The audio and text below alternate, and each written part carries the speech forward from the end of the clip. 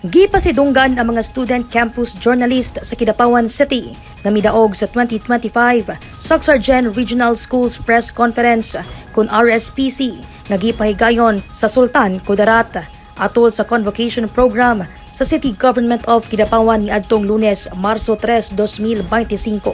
Gitunol ngadto sa mga estudyante ingon man sa ilang mga coach ang Certificate of Appreciation. Gidasig sa LGU Kidapawan ang mga estudyante nga mas mahimong patas ug creative sa ilang mga buluhaton isip campus journalist.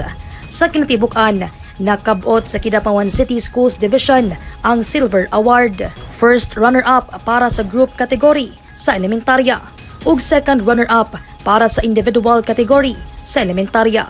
Nanguna usab ang Kidapawan City sa susamang elementarya ug sekundarya para sa Best School Paper ug Outstanding Campus Journalist ug School Paper Advisor. Anaa sa 2,400 ka mga campus journalist gikan sa tibuok Rehiyon 12 ang nagtigi sa RSPC 2025 gikan Pebrero 25 ngadto sa Pebrero 28, 2025. Dinhi napakita ang kahanas sa pagsulat ug pagsibya sa mga batanong journalist.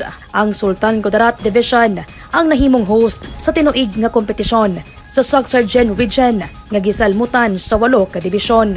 Gikatakdang moabante usab sa National Schools Press Conference kun NSPC ang mga first placer nga ipahigayon sa Vegan City, Ilocos Sur. Dai za Libong, Newsline Philippines, Province of Cotabato. Stay safe